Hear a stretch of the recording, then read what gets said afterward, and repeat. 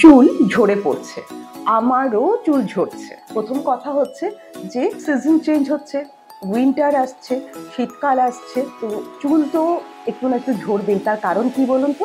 কারণ চুল ঝরে পড়ার অনেক অনেক কারণ থাকে, কিন্তু কিছু কারণ যেটা আমাদের প্রত্যেকের হয়ে থাকে সেটা হচ্ছে নাম্বার 1 হচ্ছে ড্যান্ড্রফ, নাম্বার 2 হচ্ছে কেমিক্যাল ইউজ। কেমিক্যাল ইউজ মানে ধরুন আমরা যেমন কালার করাটাও তো একটা কেমিক্যাল। তো আমার ক্ষেত্রে আমি যেমন মেকআপ বা কোনো কসমেটিক ব্যবহারের ওপরে জোর দিই না, মানে কেমিক্যাল যুক্ত জিনিস আমি পছন্দ করি না। কিন্তু হেয়ারের ক্ষেত্রে ঠিক তার উল্টো, মানে আমি না একটা কালার পাগল মানুষ। মানে যারা আমার স্টুডেন্ট আছে তারা জানে যে আমি কালার করতে কতটা পছন্দ করি। মানে প্রয়োজনে অপ্রয়োজনে বিনা কারণে চুলে কালার করে ফেলি। হ্যাঁ, দরকার পড়ছে না তার সত্ত্বেও কালার করে ফেলি।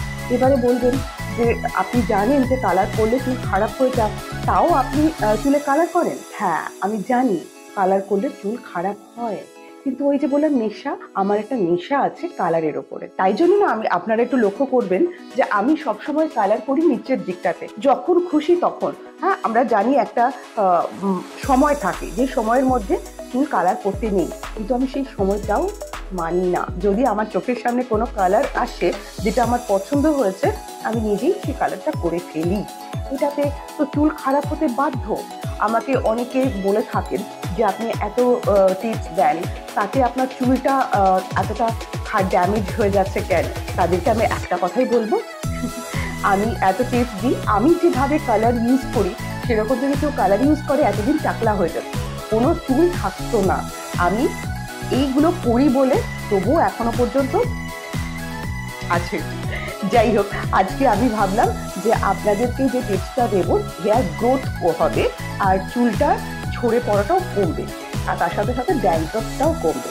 কারণ উইন্টার এসে গেছে, মাথাতে আমাদের স্কিন যেমন ড্রাই হয়ে যায়, স্ক্যাল্পও ড্রাই হয়ে যায়। তো স্ক্যাল্প ড্রাই হয়ে গেলে তো আমাদেরকে স্ক্যাল্প কেয়ারও করতে হয়, তাই না? স্ক্যাল্পেও আমাদের অয়েল ম্যাসাজ করতে হয়, স্ক্রাব করতে হয়, যাতে স্ক্যাল্পটাও স্কিনের মতন পরিষ্কার থাকে। হ্যাঁ, তাহলে কিন্তু কোনো ড্যান্ড্রফ হবে না, হওয়ার চান্সই থাকবে না। এবারে ধরুন যদিও আমাদের এই যদি চুল ঝরতে থাকে, আমাদের চুল যদি এরকম আমরা হাত দিলে যদি চুল ঝরে, হ্যাঁ, সেই চুল ঝরে পড়ার জন্য আমাদের হেয়ার গ্রোথ সিরাম ব্যবহার করতে হয়। হেয়ার গ্রোথ সিরামের অনেক অনেক দাম থাকে, তা অনেকেই আমরা সেটাকে নিতে পারি না, কিন্তু ঘরে তো বানাতে পারি। ঘরে বানিয়ে সেই হেয়ার গ্রোথ সিরামটা আমরা অ্যাপ্লাই করতেই পারি, কিন্তু একটা প্রবলেম। কি প্রবলেম?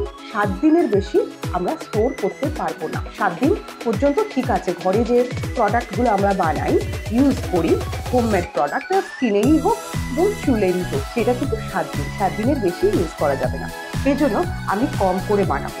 তাই জন্য আমি দেখলাম আপনাদেরকে যখন বলবো, তার সাথে সাথে যদি আমার জন্য বানিয়ে নিই তাহলে ক্ষতি কি, তাই না? তাহলে আমারও 7 দিনের একটা হেয়ার গ্রোথ সিরাম হয়ে যাবে। আর 7 দিন যদি আমি ইউজ করতে পারি তাহলে অনেকটা চুল ঝরে পড়ার হাত থেকে মানে মুক্তি পাবো। তার জন্য কি করতে হবে? কিচ্ছু না। তার জন্য আমাদের যেটা করতে হবে সেটা হচ্ছে এই যে মেথি। এই আমি যদি 2 চামচ মেথি দিলাম জলের মধ্যে, রাইট, ঠিক সেই রকমই আমি দেব 2 চামচ কালো জিরে, রাইট। এগুলো চুলটাকে রিগ্রোথ করতে ভীষণ মাত্রায় কাজে লাগে। হ্যাঁ, মানে আমি মেথি বলুন বা কালো জিরে, আর আমি দিচ্ছি একটু বড় সাইজের দেখে লবঙ্গ, রাইট। 1 2 3 4 5 6 7 8টা লবঙ্গ আমি দিয়ে দিলাম। এবারে যেটা দেব সেটা হচ্ছে কফি। না, কফি না, অ্যাকচুয়ালি কি বলুন তো, কারি পাতা। কারি পাতা চুলের জন্য এত এত উপকার, হ্যাঁ, কিন্তু সবসময় তো কারি পাতা পাওয়া যায় না। এবারে আশেপাশে কারোর বাড়িতে গাছ আছে, সেখানে রোজ গিয়ে আমি চাইবো যে আমাকে একটু কারি পাতা দেবেন, বা বাজারে যখন যাচ্ছি কারি পাতা কিনে আনা হয় না বা আনলে নষ্ট হয়ে যায়। তো সেক্ষেত্রে আমি বলেছিলাম যে আমি আসানসোলে গেছিলাম আমাদের বাড়ি, তো সেখানে তো ভর্তি নানা রকম উপকারী গাছ রয়েছে, যেদিকেই তাকাই সেদিকেই দেখি উপকারী গাছ। তো আমি কি করলাম, ভর্তি করে কারি পাতা তুলে নিয়ে এলাম। এবারে কাঁচা কারি পাতায় সবসময় ব্যবহার করতে হবে এমনটা নয়, আমি কারি পাতাটাকে নিয়ে এসে, গন্ধটা কিন্তু একই রকম রয়েছে, এই কারি পাতাটাকে এনে ভালো করে ধুয়ে আমি শুকিয়ে নিয়েছি। কখনো রোদে শুকিয়েছি, কখনো এসিতে শুকিয়েছি। তাতে কি হয়েছে, কারি পাতা শুকিয়ে গেছে, তবে গুণটা তো একই থাকবে। আমি কি করলাম, এর মধ্যে আমি একটু কারি পাতা দিয়ে দিলাম। কারি পাতার যে কি গুণ মানে আপনাকে আমি আর বলে বোঝাতে পারবো না।